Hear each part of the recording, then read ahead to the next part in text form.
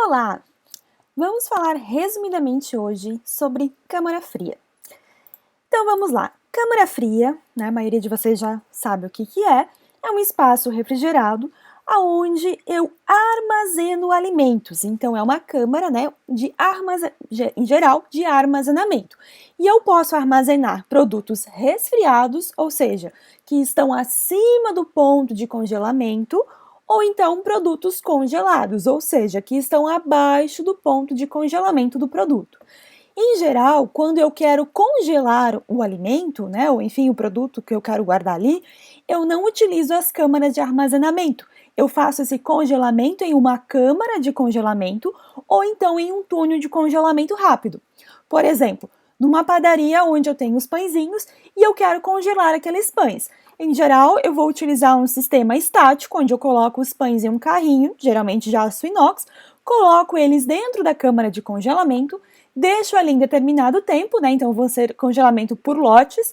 Quando o tempo determinado for atingido, a temperatura de congelamento estiver adequada, retiro aqueles pãezinhos lá de dentro. Esse é um processo conhecido por um processo estático.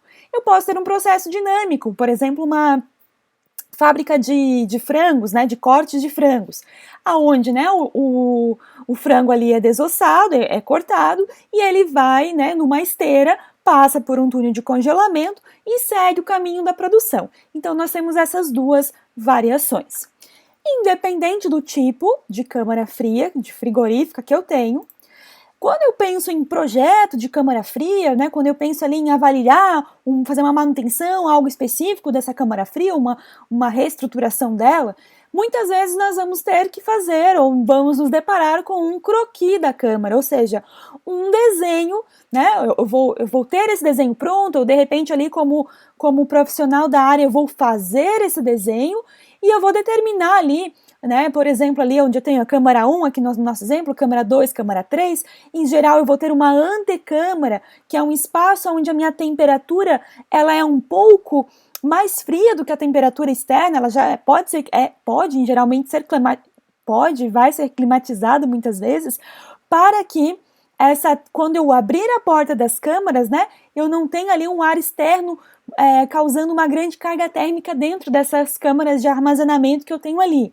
Então, nós vamos ter ali. E o que eu preciso quando eu vou olhar lá uma câmara, ou quando eu estou pensando no projeto, ou quando eu vou avaliar uma câmara já existente, me atentar, né? Quais são as características que eu preciso levantar? Se a câmara já existe, eu tenho que avaliar, e eu estou, né, por exemplo, fazendo um cálculo de adequação de carga térmica, avaliando ali alguma situação específica, eu preciso avaliar qual é a área, né? Se existe alguma parede externa nessa câmara, ou ela está dentro de uma construção, como é que isso funciona, qual é a área de parede interna, área de piso, área de teto, o piso ele é sobre o chão, ele está no segundo andar, e aí eu tenho que avaliar, né, para evitar que haja também uma troca de calor indesejada de um andar para o outro, avaliar a área de porta, é uma porta de correr, é uma porta de abrir, né, de pivotante, como é que funciona isso?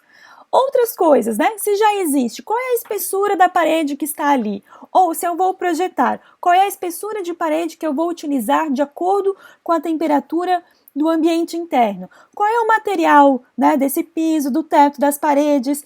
É um material que é fácil, o piso é fácil de lavar, vai ser difícil, como é que funciona? É fácil de higienizar, existem normas para isso, existe uma literatura para isso, e eu devo me atentar para isso também. Qual é a temperatura interna desse ambiente que eu quero refrigerar ou que está sendo refrigerado, né? Existem normas, né, de conservação de alimentos que nós precisamos nos atentar para adequar exatamente a temperatura daquele alimento. E também eu preciso saber a temperatura do ambiente externo. É uma antecâmara, vai estar climatizada, é a parede da rua lá de fora, o ambiente é externo. E voltando aqui um pouquinho na parte da temperatura interna, é muito importante saber que diferentes produtos alimentícios existem diferentes temperaturas de conservação. Então, às vezes, nós acabamos misturando aqueles alimentos, né? Eu acabo misturando diferentes alimentos com diferentes propriedades e, em geral, o projeto a gente vai dar prioridade ou para maior quantidade de alimento, ali, produto que eu estou armazenando, ou para aquele produto mais sensível. Mas sempre que eu olho, né, que eu tenho uma variedade, que eu olho para aquele mais sensível para maior quantidade, os outros alimentos, os outros produtos que estão ali junto, podem acabar tendo algum problema no seu tempo de vida útil, né? Então é interessante, sempre que possível, eu ter ali um ambiente refrigerado para cada tipo, para cada grupo de produtos, para determinar diferentes temperaturas. Eu consigo uma conservação melhor, ok? Nem sempre é possível, mas a gente tenta ajustar da melhor maneira possível. Bom, e também é importante no croquis lembrar de colocar o norte geográfico, porque se eu tiver paredes externas, a insolação do ambiente do ambiente externo, vai interferir bastante na minha carga térmica dessa câmara fria. E aí aqui eu trouxe um exemplozinho, por exemplo, né, se eu tenho ali uma parede, que é uma parede oeste, claro, né, não vou ter, se eu tenho uma porta oeste, pensando, por exemplo, uma doca direto ali, né, ligada, enfim, uma antecâmara, por exemplo, né, e eu tenho que lembrar de anotar ali, né, a altura da parede, a área bruta, que vai ser o lado vezes essa altura, e quando eu tenho uma parede que tem uma porta, né, eu tenho que lembrar de descontar essa área ali da porta, daquela minha determinada parede, porque eventualmente o material da porta pode ser diferente da parede. Então, lá no cálculo de carga térmica, eu vou levar em consideração isso, a questão da espessura, a questão do material de da porta, da parede, do próprio teto, do piso, enfim. Então, isso, né, são levantamentos de informações que eu preciso levar depois lá para o meu cálculo de carga térmica. E, além dessa questão das paredes, o que mais que é fonte de interna de calor para o meu sistema? Então, o próprio produto que eu estou armazenando, então, se ele já vem, por exemplo, um produto, né, veio de um túnel de congelamento, veio de uma câmara de congelamento, e agora vai ser apenas armazenado. Então, lembrando lá da calorimetria, né, calor igual a massa vezes calor específico, vezes a diferença de ΔT de temperatura no meu sistema, nessa temperatura lá do congelamento já saiu da temperatura de armazenamento, eu não vou ter muito essa diferença, mas se ele de repente veio a 0 grau e eu quero manter ele a menos 10, então eu tenho esses 10 graus ali de temperatura para baixar do produto. Então cada caso é um caso e eu preciso avaliar. Ou se é um túnel de congelamento, por exemplo, aí eu tenho aquela carga térmica latente, que é a carga térmica para fazer o congelamento que eu vou ter que considerar ali no meu sistema. Que mais que eu tenho? As pessoas. Quando é uma câmara grande, há muitas pessoas trabalhando, né, nós como pessoas geramos calor, então nós somos carga térmica para essa câmara fria. Ainda que seja uma câmara pequena e eventualmente, né, a pessoa não fica tanto tempo, dependendo da situação, pode ser importante considerar isso ou não. A iluminação é a mesma coisa. Em grandes centros frigoríficos, né, eu tenho uma grande parte de iluminação, isso pode vir a ser uma carga térmica que vai influenciar o meu sistema. Equipamentos de processo, então lá imagina um abatedor onde eu tenho ali a desossa, aqueles equipamentos ali, então já tem motor, está gerando calor para o ambiente, eu preciso retirar esse calor pelo meu equipamento de refrigeração. Empilhadeiras, eu estou, né, movimentando carga ali dentro daquele espaço refrigerado, estou gerando calor a partir da empilhadeira ali e eu preciso considerar isso lá na frente no meu cálculo de carga térmica. Os motores, né, motores, por exemplo, de um equipamento, algo específico ali, eu também devo considerar.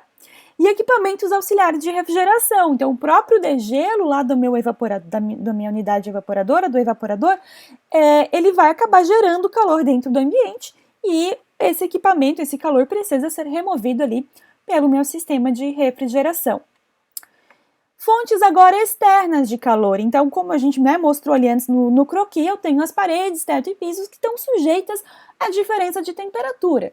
Se eu tenho duas câmaras, né, uma ao lado da outra, né, divididas por uma parede, e ambas estão à mesma temperatura, aquela parede ali eu não tenho diferença de temperatura, então não vai gerar carga térmica. Mas se eu tenho uma câmara e a paredezinha dela junto com a antecâmara, e eu tenho ali uma diferença de 5, 10, 15 graus Celsius, 20 ou mais, sempre que eu tiver uma diferença de temperatura, lembra lá, essa diferença de temperatura provoca uma transferência de calor. Então eu vou ter carga térmica para o meu sistema de refrigeração. E aí também eu tenho que lembrar de portas, vãos e frestas que eventualmente ficam sempre abertas. Então, cada vez que eu abro a porta, o ar de fora mais quente e úmido entra no meu sistema de refrigeração e aquele ar precisa ser removido. É um exemplo clássico da geladeira de casa, né, do nosso refrigerador. Quando abre a porta, o que está acontecendo? O calor da cozinha entra para dentro do refrigerador. Lá na câmara fria, a mesma coisa. E aí tem a velha história, né? Não abre a porta da geladeira para pensar. Então, né, porque a gente está jogando carga térmica lá dentro, está jogando calor, o sistema de refrigeração vai precisar remover aquele calor de lá, isso significa gastar mais energia. Mesma coisa para a câmara fria. Quanto mais vão aberto, quanto frestas abertas que eu não consigo fechar, ou porta que fica aberta esquecida, eu estou jogando calor para dentro do sistema. O meu sistema talvez, né, não foi projetado para deixar aquele tanto de tempo de porta aberta, e aí a temperatura acaba se elevando. Então, claro que existem sistemas de segurança, de alarme, de temperatura, enfim, não é assunto para outro vídeo, mas pensando aqui, em casa, né, vamos sempre lembrar de deixar a geladeira com a porta fechadinha, sem frestas, né, com a gacheta, que é aquela borrachinha ali do refrigerador em dia, para evitar essa infiltração do ar externo para dentro do sistema. Certo, pessoal? O vídeo de hoje foi rapidinho para nós fazermos um resumão aqui de câmara fria. Nos vemos no próximo.